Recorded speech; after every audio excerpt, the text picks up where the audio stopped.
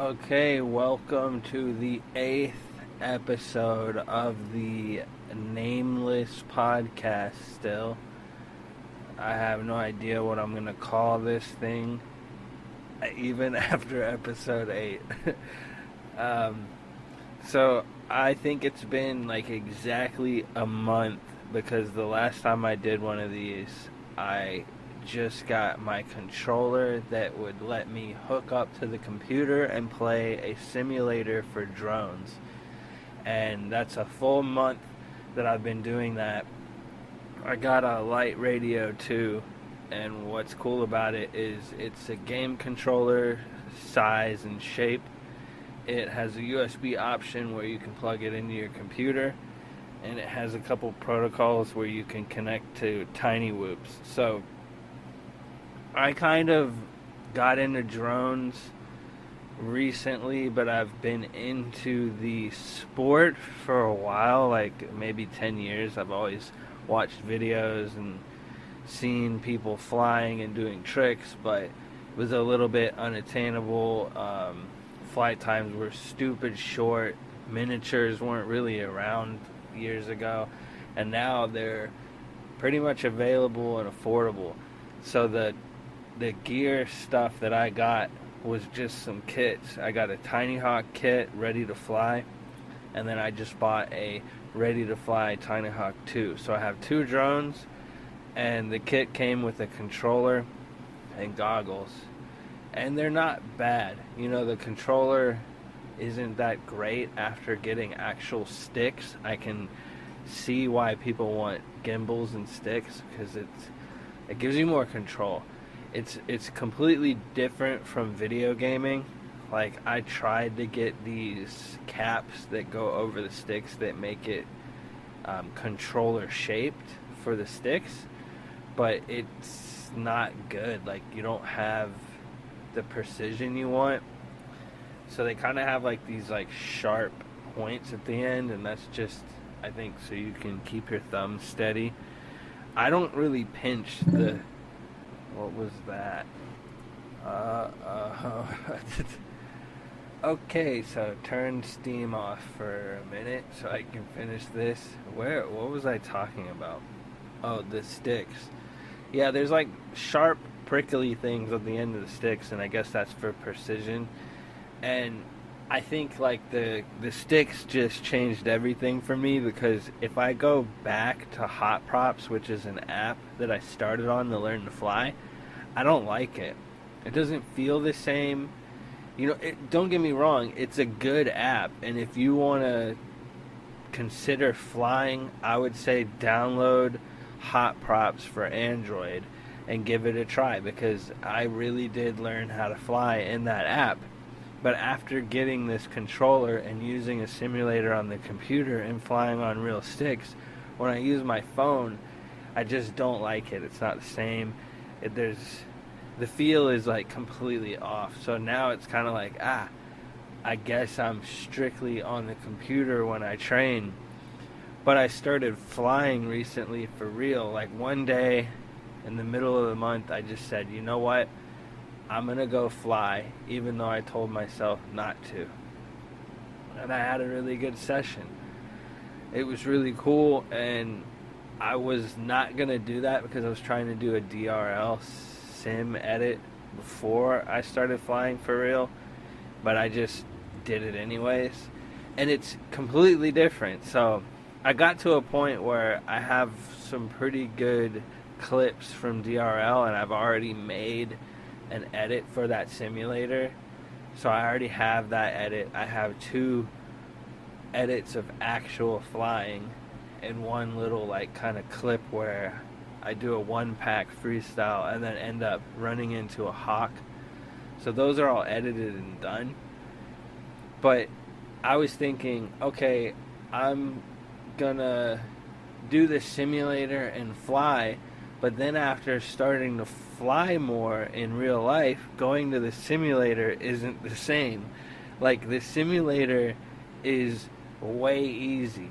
If I could fly in real life like I do in the simulator, I'd be a pro. Like, in the sim, I can do almost anything I want, it takes me a couple tries to figure it out, but I can get it.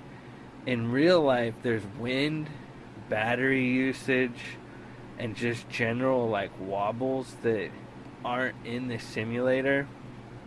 Wind is a big one that's like pretty difficult to deal with. If you're having winds that are like over 10 miles an hour, it can push you around. So I totally understand like seeing people's footage, and if somebody does a line or a combo and it's janky or it seems janky, it might be that they were battling the wind, because sometimes you have to fight it or go with it, and it can make your tricks not come out the way you're trying to do it. It's kind of like this weird way of having to improvise on the spot and deal with the wind, and just the gravity and the battery sag. Like when you pull power from the battery and there's not enough juice, the drone just doesn't fly like it does with a fresh battery. So it's like you're full throttle just trying to get 50% throttle. So it's a weird experience, but now that I'm flying more, it makes me realize like, simulators aren't really it's weird, man. Like the simulators are useful because they helped me get to a standstill point with actual flying. But once you start actually flying, like the simulator isn't really helpful. Maybe the sims are going to be helpful for me to like learn new techniques so that when I go fly for real, I can, be prepared to do them and bail out of them and stuff. But it's kind of this weird like growing out of things phase. So I've done the DRL edit, and I think the next simulator I'm going to buy and use is Velocidrone, because it has Tiny Hawk in it, so I can actually simulate the drone that I'm flying for real, and then maybe I can, get better that way, because I'll be dealing with the same gravity, same, PIDs and rates, etc., that my actual drone has. So I've been kind of diving into drones and flying, and it's one of those things where I'm kind of procrastinating on other stuff that I've been working on, and I think this year in particular I've been pretty bad about that. I'm almost like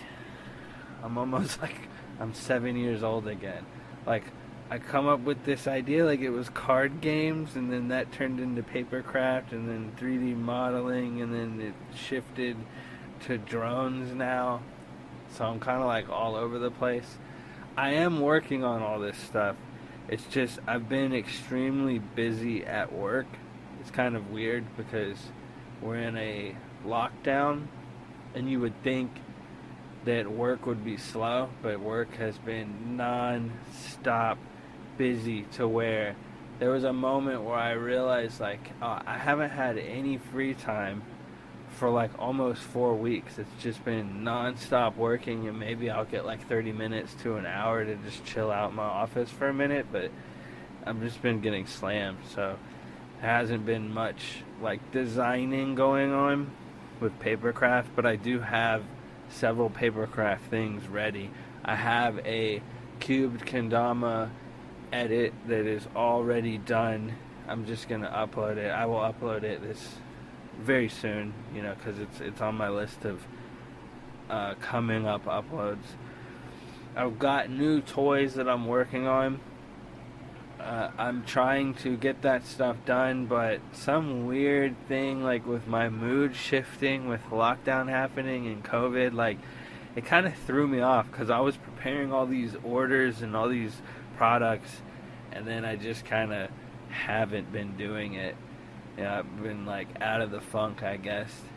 But I am working on, I've got fingerboards that I need to put in the shop. I've got a couple new toys that I need to order, like new toys as in brand new skill toys, which those will be pretty cool. I've got yo-yos is one of the things that I can say that I'm making. The other two that are new I can't really say anything about, but am throwing yo-yos into that order, so hopefully I can get those made, and hopefully they're cool. I'm only making like 20 to 40, not sure. And also, this is for the future, but once I get fingerboards in this shop, which is going to take me some work because I have to do a lot of stuff to even get to the point where I put them in the shop, I'm working on having special fingerboard rails made through my steel factory. So it's going to be actual fingerboard rails that are my product, which is crazy because I never thought I'd be making a fingerboard rail. And it's not super different from most rails. It's pretty much a flat rail, but it is a little different. But I do want to see how flat rails would come out if I make them, because I can, plate them and I can do some laser logos on them. They're going to be pretty heavy. When they told me how many grams it was, I was like, wait, are you serious? But then I weighed some of the fingerboard rails I have, and they're pretty heavy anyway, so I was like, dang, that's like near 500 grams for a rail. But they're going to be pretty fat. Like, I'm making like fat, thick rails, and it's going to have a really nice sound to it. That's the main focus. So I have all this stuff where I am working on these things. I have paper craft toys, but the paper craft toys are kind of mixed in with me trying to do the fingerboarding, and the fingerboarding hasn't been put into the shop because I have to take pictures and do videos of it, right? And I'm sure you're like, hey, why don't you just do pictures and videos of it? Well, that's because my hard drives are full. So the cube kendama and the paper kendama videos, just those two, took up pretty much all the space on my hard drives. There's a couple fingerboard jam videos that I had with Jocko that'll come out soon. I filmed Crescent. I have like Crescent clips and Crescent video that I'm gonna need to make. But so I have all this stuff that are on my hard drives that are just taking up space. And the good news is that I've edited the simulator thing for drones. I've edited the drone footage that I've been filming. I've edited the fingerboarding stuff, the jams. I've edited the papercraft stuff. So I'm at a point where I'm going to delete all that off of my computer since I have the finished videos. And then I can start from quote-unquote scratch and start doing new stuff. So with the fingerboarding, I'm excited about, because I'll have around 20 boards to put in my shop, and I'm gonna have to make video content for Play Access using those boards. And I'm kind of OCD with what I want to do. I don't want to film in my apartment because I don't know why, I just don't. So I'm going to have to go out probably at night, use my LED lights, find a table or some spot outside where I can film fingerboarding. And it's not going to be too difficult because I'm going to be doing semi-simple tricks. I'm not trying to go, tray flip, nose grind, shove it, board slide, kick flip out for Play Access. I'm totally cool with landing basic tricks for clips and stuff, but I do need an edit or two, Instagram posts, pictures. Then I've got to package the fingerboards. But once I get fingerboards in the shop, then I can bring in things like fingerboard rails, which is going to be cool.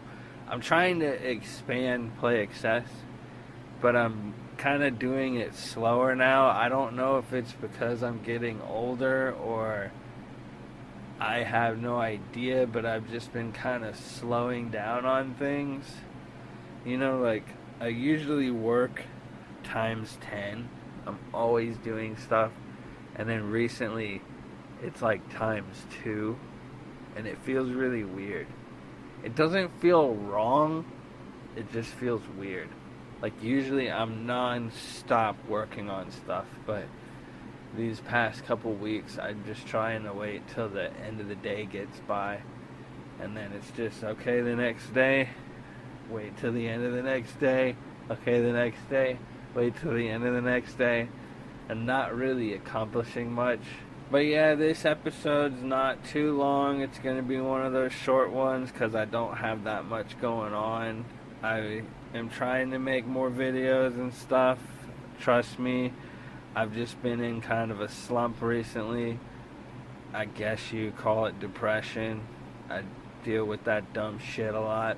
So, you know, if you've listened to this, I don't think anybody listens to these things, but if you've listened to this, comment something at the end. I don't know. Yeah, this is episode 8. It's August. It's the end of August. We're rolling in. We're getting real close to the end of 2020. This year has been horse shit for a lot of different reasons.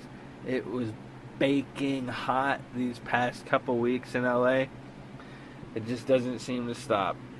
So I hope everyone is doing all right and dealing with this crazy dumb world and all the bullshit that's going on.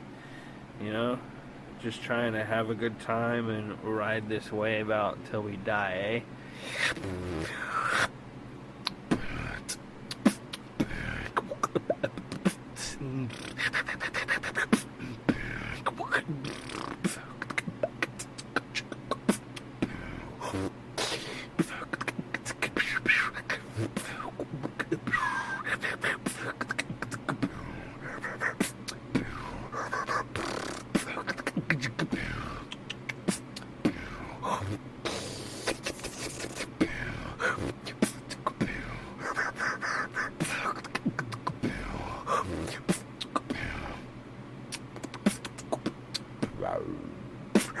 Wow.